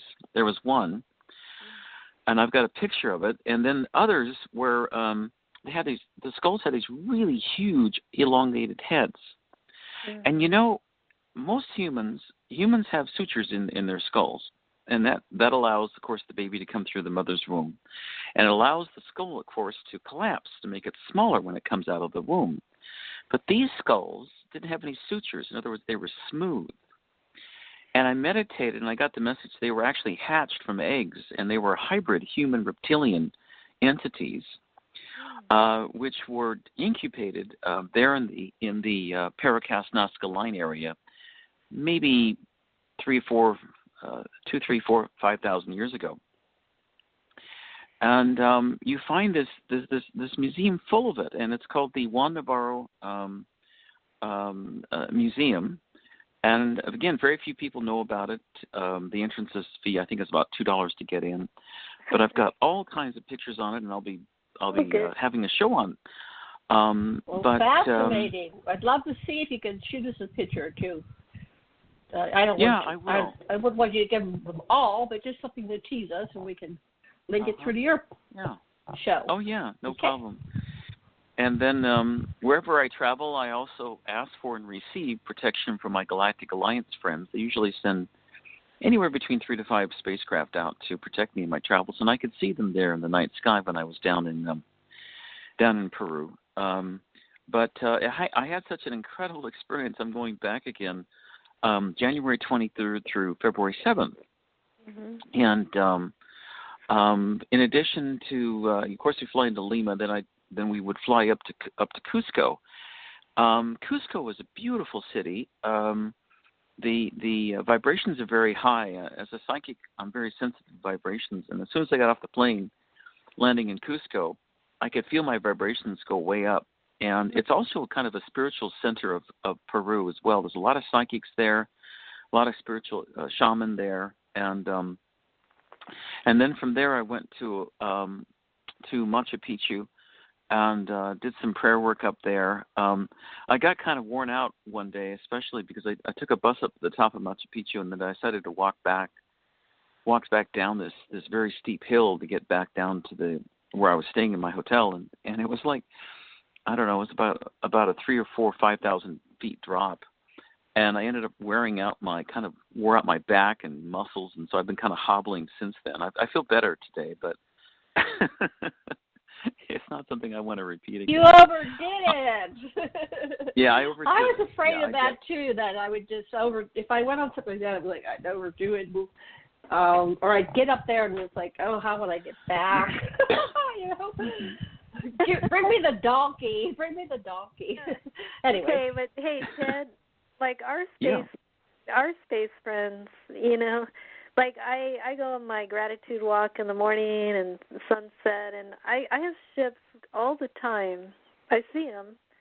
They don't fully decloak, but they always kind of land, and I say, okay, you can scan me. I have perfect health, and I say hi to them. But are we able, if they were to decloak, is it possible that we could start to travel like that with our star family? For instance, like if I was like, hey guys, I really want to meet Ted, can you guys, pick me up and I'd like to join Ted and just, can we start to travel like that? And or energetically, like say power up Arcturian shields, power up diamond shields, I'm going to increase my vibratory rate so I can, basically disassemble myself, board a ship, travel to where I want to be, and then reassemble myself? Are we that we're in this age of creating a galactic society?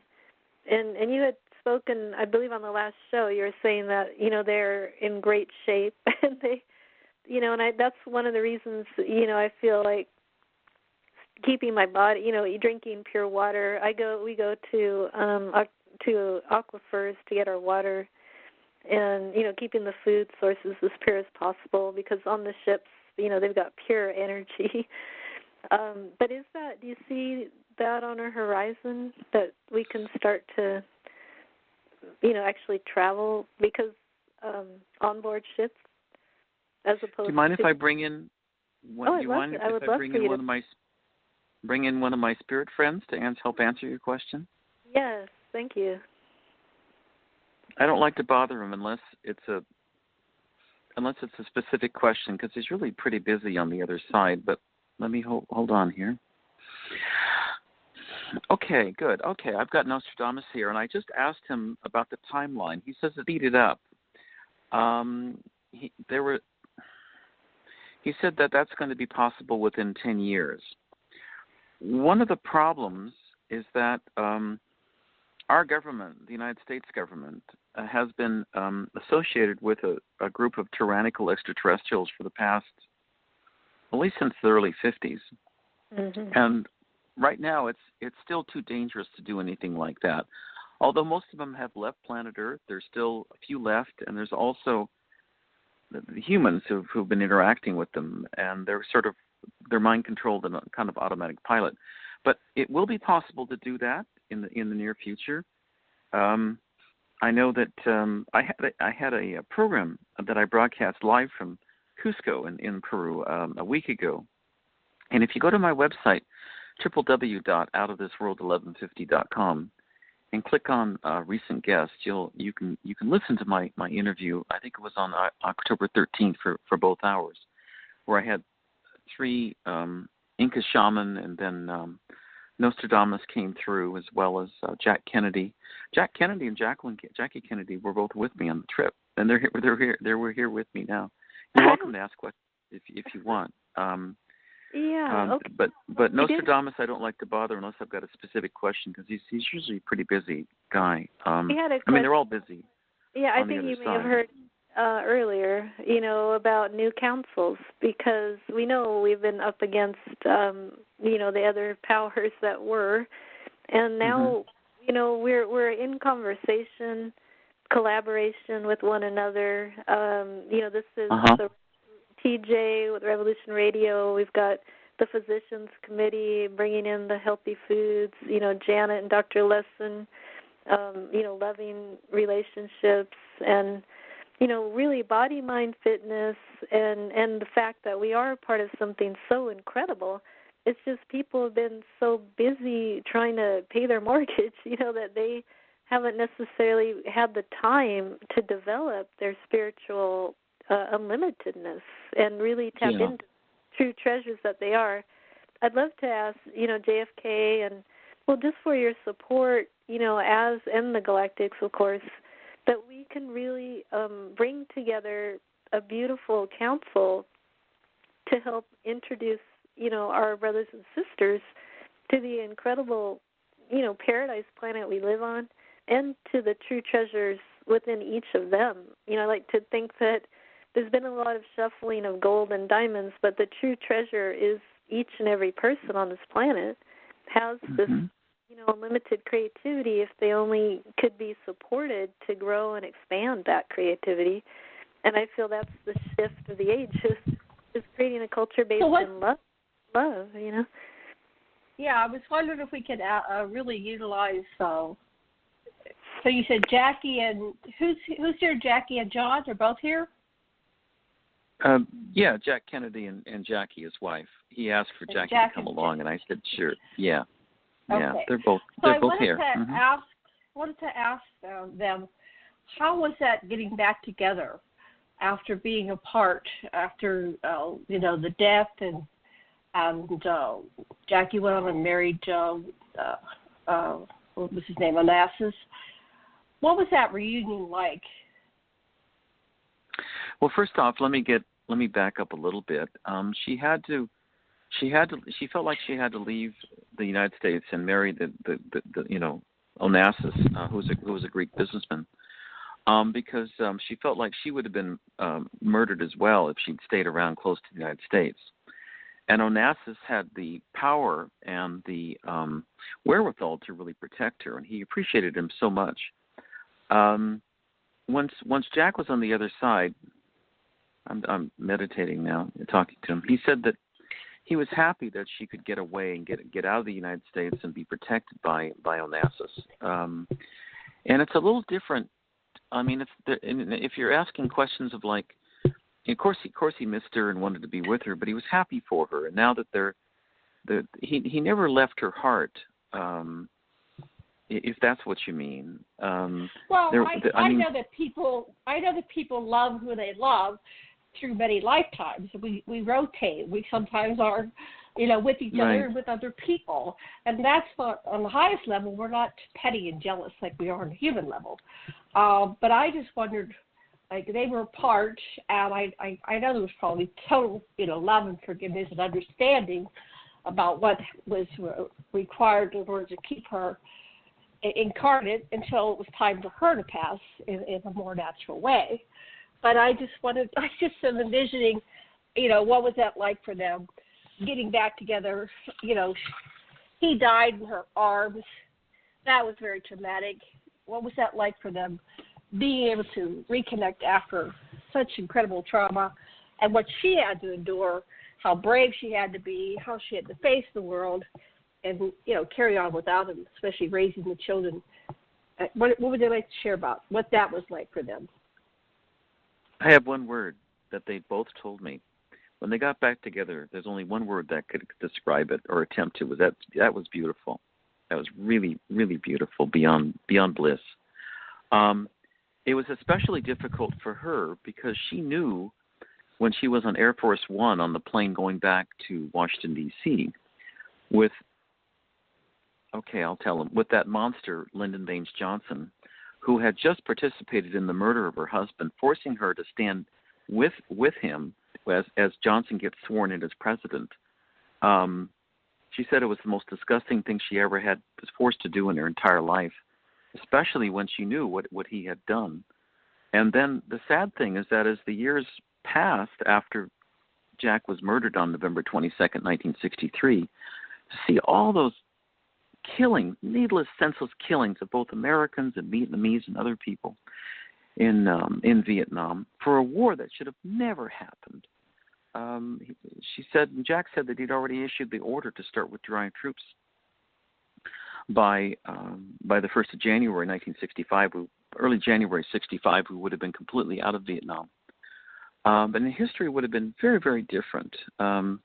He had ordered, for example, complete disclosure of all UFO files 10 days before he was murdered, and the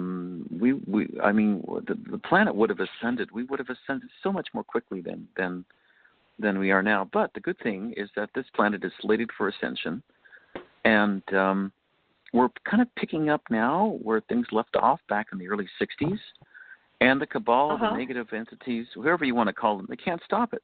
They simply cannot stop it. No matter what they do, no matter how many false flag events they stage, like in the tragic shootings in Vegas, which Jack tells me was a false flag. There was a lot more than just one shooter, and it was all planned ahead of time. No matter what they do, it's not going to work. Sorry, their time has passed. You know, they've altered the history of the United States and the entire world since November 22nd, 1963. They've had their chance, and it's gone now, and I'm sorry. But the other thing that's happening, too, is that what's called the Schumann resonance, the frequency of the planet, is dramatically going up, and away. For tens of thousands of years, the Schumann resonance was at 7.8 hertz. Then, in September of last year, more than a year ago, jumped up to 13.8 hertz. December of last year, it went to 36 hertz. Then in January of 2017, it went to 40 hertz. In May, it's rocketed to 120 hertz. I'm not sure what it is now, but I'm getting 180, 170 hertz. And I'm told that within the next 2 or 3 years, it's gonna go much, much higher to 800 hertz. Now, what will life be like when it goes to 800 hertz? And this is just the beginning. Really? Negative governments, people who are negative will not be able to continue being negative or their ways. As an example, the Chinese government will completely collapse. All my spirit friends tell me within the next 2, max 3 years, because it's a tyrannical government based upon negative help from the reptilians, and they cannot continue operating the way they have been. And that means that the Tibetan people will gain freedom, and it's going to be a time of turmoil in China after the next 3 years. It's going to be I wouldn't want to be there myself, but things are going to shake out, and it's going to become a much better and happier place than it is now. It doesn't matter how much money they've got. It doesn't matter what kind of military they've got. It doesn't matter that they have a lot of resources. Sorry, the negative ways of that government is going on the out, and it's coming now. It's happening now, but it's happening also all over the world. Many negative people and governments and corporations will not be able to continue their negative ways that like they have been. People are looking for spiritual answers, and they're also, the vibrations of this planet are really, really rising. I'll give you an example. Machu Picchu's become an extremely, extremely popular place. It's one of the most spiritual. And they told me this when I was in Peru, that back in 1985, there were only like 100,000 people visiting Machu Picchu every year. You know how many people visit Machu Picchu yearly now? How many people visit? 1.2 million plus. So you're getting plus 100,000 plus every month coming on average to Machu Picchu. I have a couple questions about that. So, well, first of all, the other question I had for the Kennedys. Thank you for coming. I love you guys. I grew up with you. Was what was it like when your son joined you and his wife, and what happened? That he was killed. Well, the same people who murdered Jack Kennedy also murdered Martin Luther King, also murdered Robert F. Kennedy. They've had a string of assassinations since that time, including his son, because they thought that just to be sure, they didn't want his son doing the same thing that his father did. So that I think mentioned something about a plane crash, and it was easily falsified, but they did him in too. But once again, their efforts are going to fail, and it doesn't matter how many people they murder, how many people they take out. It's going to fail. They've had their chance, and what's happening is that negative entities, like Lyndon Baines Johnson, like George Bush Sr. and Jr., they will not be allowed to reincarnate on planet Earth again because they've been given their chance. And for those entities who do not want to go with the new higher vibrations, There's a new Earth-like planet in the lower parts of the third dimension on the other side of the solar system that's already been created. It's already there, and some of the negative entities from this planet are already going there. And they'll be able to work out their karma for the next 25,800 years, which is a mind cycle. And as Nikola Tesla has told me, energy once created is never destroyed. It transforms itself, and those entities will be sent there. Well, they'll be able to work out their karma for the next 25,800 years, and then they'll be given a chance to ascend. Now, personally, I think that's a long time. Perhaps in universal history, it's not a long time, but I think that's a long time to go. But that's their choice. They've chosen the negative path, and that's where they'll go to work out their karma. For many of us, you and I talking on this program, will be ascending to the new higher levels, and the biggest change that Jack Kennedy's told me is that during his day, his administration in the early 60s, change was coming from the top down. In other words, from his administration and like-minded progressive people to make this country and the world a better place. And it reminds me now of his Ask Not speech. Ask not what you could do, what your country could do for you, but what you can do for your country to make this place a better place for the world and for humanity. But the kinds of changes happening back then were coming from top down.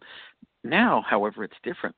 Now the changes are coming, most of them are coming from bottom up, from people like you and me who are working together to make this planet a better place. And that's how I'm seeing things happening. I didn't realize how important Machu Picchu is, and to see. I had such a good time there that I've been back in the United States less than 24 hours, and I'm already buying another ticket. I just bought another ticket to go back down there at the end of January. So if anybody wants to join me, the cost is like only $4.97 per person. Airfare right now, you can get down there round trip for $350, $370 round trip. Hotels cost between $7 to $20 a night. Meals $1. I mean, the expenses are so minimal once you get down there. And I've got some incredible things already lined up, and I've got invitations from the shamans to come back, so you'd meet some really incredible people. So if you're interested, if I may, I'd love to give out my my email. People are interested, they can just send me an email. Yeah, go ahead. I just put this trip together like barely 7 or 8 hours ago. I've already got people signing up now. I've told a couple of friends about it, said they're already wanting to come. My email is outofthisworld1150@gmail.com. That's outofthisworld1150@gmail.com. I will also get something on my website this weekend. My website is www.outofthisworld1150.com. But it's an incredible experience. And you know that when things are supposed to happen, it'll go very smoothly. And it's funny how I come back to the back home here to the Seattle area at 2:00 in the morning today, and I check on the internet for airfares, and all the airfares have dropped just to rock bottom prices. I mean, if you're listening, for example, from Los Angeles, it's now like, I think JetBlue has a special for $400 round trip. Normally, those airfares run between $1,200 to $1,500 round trip. I mean, it's dropped really, really, really low. So you are quite the manifester. You're making that happen. You did it. Oh, Ted, I was like, hey, Ted manifests a ticket to Peru. I got to manifest one to Hawaii, and now they're half off, like $350, $500. But you know, no, they're like 70% off, 60 and 70% off their normal price. I mean, normally you pay $1,200 to $1,500. Mm-hmm. You know, I mean. It's good, but we've got like a Create Paradise team forming. You know, Raja, Ted, Moonra. She would like to be part of the nutrition part. Dr. Ali has expressed interest. Great, be wonderful. Yeah, so I feel like synergy. It'd be wonderful. Yeah, but let's invite our, the powers that were friends. We support them wholeheartedly to get a ticket to that other planet. You know, and let us. We've got another planet. Hey, I just wanted to tell you we're almost out of time. So we'll have you back, Ted, but please do tell us how do people get in touch with you and your website and how they buy the tickets again, or a phone or whatever. Say that one more time. Yeah. Yeah. You can call me on my cell anytime if you like, at 509-750-9793. I also have a toll-free number at 1-888-879-8339. My website is www.outofthisworld1150.com. You can email me always to outofthisworld1150@gmail.com. I also have a television program as well.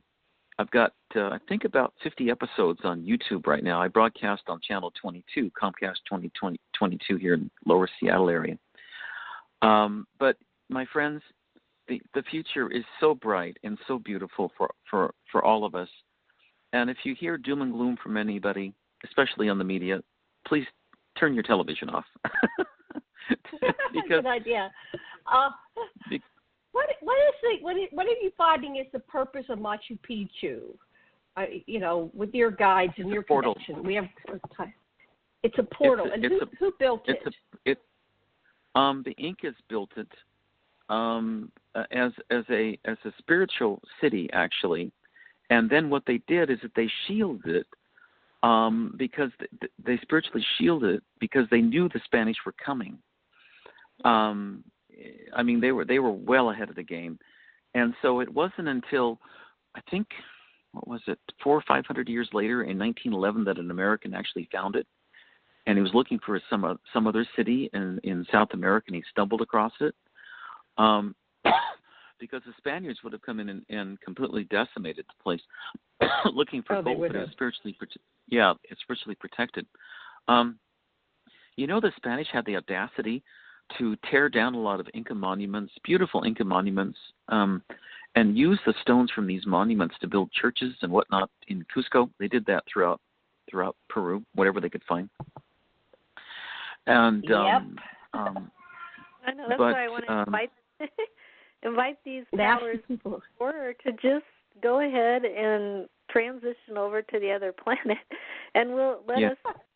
We're here to anchor in, and also encourage everybody on the call. Wrap yourself in an invincible shield of pure cosmic white light. That's really what the love cocoon is. And, it also helps you create an invincible shield around yourself so you can go about your day, like Raja, whistling while you work or singing a happy tune.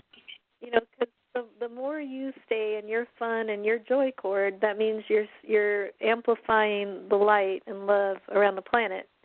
And they try to wheel you, with the media, but don't pay attention to fall. Yeah. Okay, we're down to the last few seconds. Let's please give that to Ted. Go ahead, Ted. You get the final words. Fun pictures, well, Ted. I have a whole bunch of pictures, and I'll get them to you. I tried to send them to you from South America, but my phone didn't work. If you could see me now, the way the Pleiadians greet each other is that they take one of their hands and put it right over their heart and bow their head. The Lemurians, which is an ancient Pleiadian civilization, put both of their hands over their heart. And I have several entities from Lemuria with me from the Hollow Earth. And I want to thank you all for the opportunity to come on your show tonight. And if you want a truly spiritual adventure, for not a lot of money, you probably get the whole trip done for maybe $1,000, if that. At the end of January, it's January 23rd to February 7th. Please send me an email, and I can send you all the details. I already have people signing up. I expect it to be full within a week. So send me an email if you'd like to come along, and I guarantee you'll have an incredible, out-of-this-world time. What's the date again? Tell us the date. January 23rd, February 7th. 23rd to the 7th. Okay, we're going to get disconnected in 2 seconds. Aloha, love, and blessings. Okay, thank you so much, my friend.